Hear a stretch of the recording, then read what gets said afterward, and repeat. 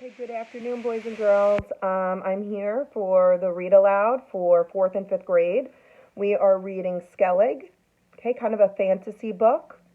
And so far, I'll just review real quick. It's about a boy, Michael, who has moved to a new house, still in the same neighborhood, but goes to the same school with his friends.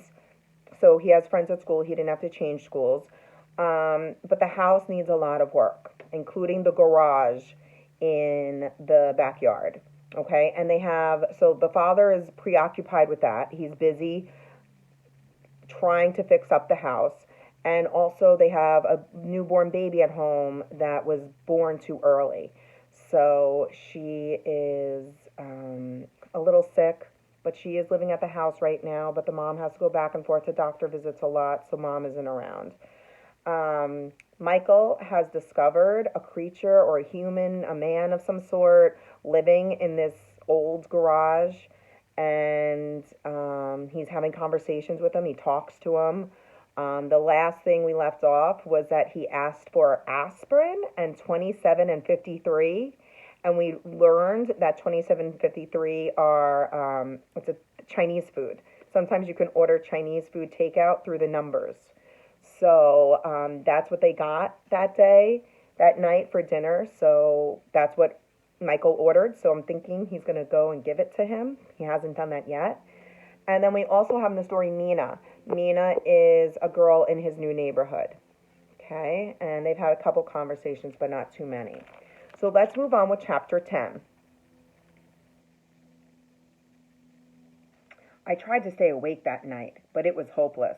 I was dreaming straight away. I dreamed that the baby was in the blackbird's nest in Mina's garden. The blackbird fed her on flies and spiders, and she got stronger and stronger until she flew out of the tree and over the rooftops and onto the garage roof. Mina sat on the back wall, drawing her. When I got closer, Mina whispered, "Stay away. You're danger."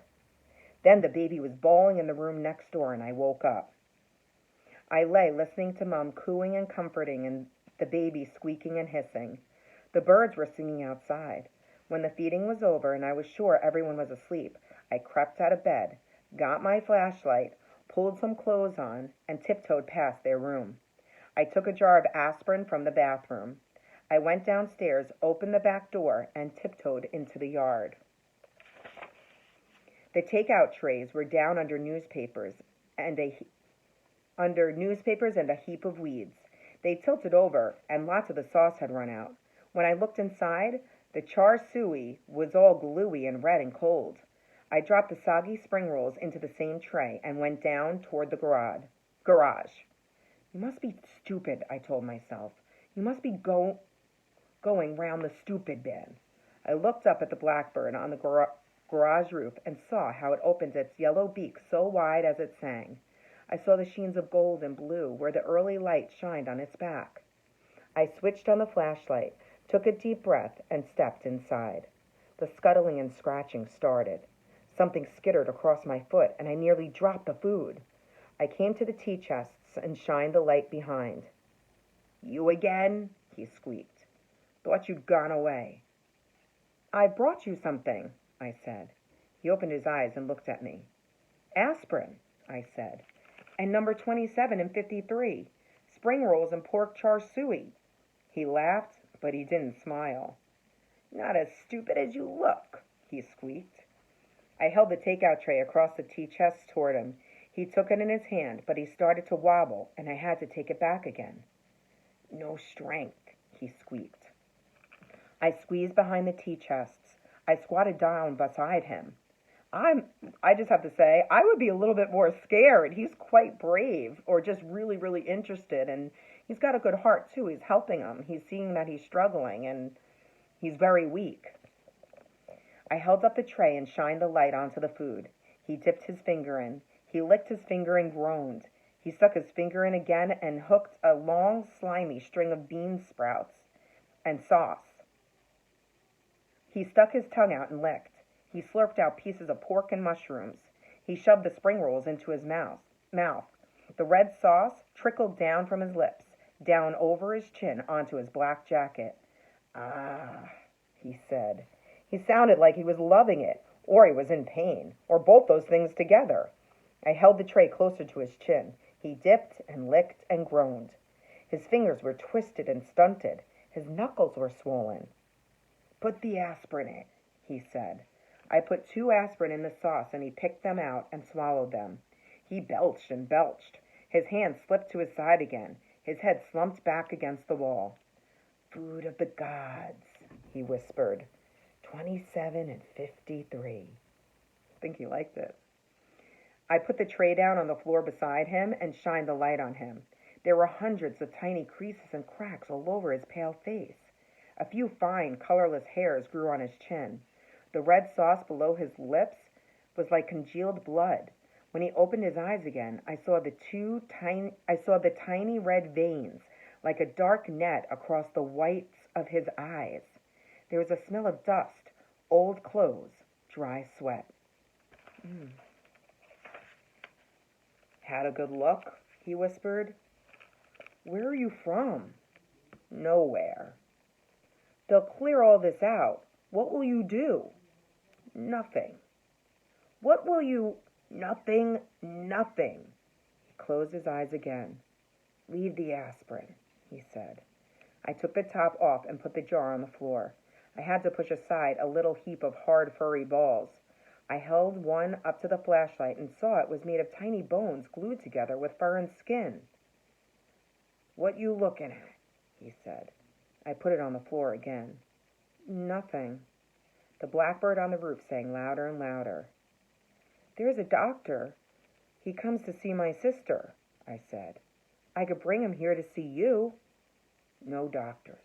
Nobody." "Who are you?" "Nobody." "What can I do?" "Nothing."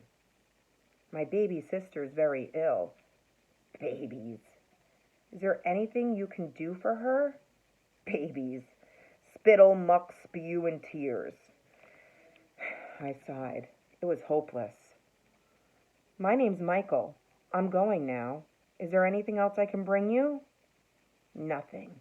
27 and 53. He belched again. His breath stank. Not just the Chinese food, but the stench of the other dead things he ate. The spiders. He made a gag noise in his throat, and he leaned away from the wall like he was going to be sick. I put my hand beneath his shoulder to steady him. I felt something there, something held in by his jacket. He retched. I tried not to breathe, not to smell him. I reached across his back and felt something beneath his other shoulder as well, like thin arms folded up, springy and flexible. He retched, but he wasn't sick. He leaned back against the wall, and I took my hand away. "Who are you?" I said. The blackbird sang and sang. "I wouldn't tell anybody," I said. He lifted his hand and looked at it in the beam from the flashlight. "I'm nearly nobody," he said. "Most of me is Arthur." He laughed, but he didn't smile. "Arthritis," he squeaked. "He's the one that's ruining my bones. Turns you to stone, then crumbles you away." I touched his swollen knuckles. "What's on your back?" I said. "A jacket, then a bit of me, then lots and lots of Arthur." I tried to slip my hand beneath his shoulder again. "No good," he squeaked. "Nothing there's no good no more." "Well, I'm going," I said. "I'll keep them from clearing the place out. I'll bring you more. I won't bring Dr. Death." He licked the dry sauce from below his lips. 27 and 53, he said. 27 and 53. I left him, backed away toward the door, went out into the light. The blackbird flew away over the garden, squawking. I tiptoed into the house. I stood for a minute at the baby's crib. I put my hand beneath the blankets and felt the rattling of her breath and how soft and warm she was. I felt how tender her bones were. Mom looked up at me, and I could tell she was still asleep. "Hello," she whispered. I tiptoed back to my bed. When I slept, I dreamed that my bed was all twigs and leaves and feathers, just like a nest. That's the end of chapter 10. So let's just review. that he went into the garage to give this creature the Chinese food and the aspirin because he's in a lot of pain. They talked about something about arthur or arthritis. Arthritis is where your joints, anything that bends in your body, your knees, your ankles, your wrists, your fingers, they get swollen. The joints get swollen, and it's really hard. It just hurts. It's a lot of hurt. And people who have arthritis, they have medicines for it, and they often take aspirin or Advil or Tylenol for the pain because it can be very painful. So he got him his two favorite things. He also saw him like throw up, but it wasn't throw up. He's not really sure. He also felt like his back. And even though he's wearing this jacket, there was something underneath the jacket along his shoulders and his back. And all he said was something that doesn't work anymore. Do you have any ideas of what this man or creature or animal might be? Well, I don't want to give it away, so I'll leave it there because I didn't know for a while. When I first read this book, I couldn't tell you. I was like, is it something? But we'll talk more about maybe what some of our ideas might be. And I will see you tomorrow for the next chapter. Have a wonderful afternoon. I hope I see you all soon. I do miss you. Bye, guys.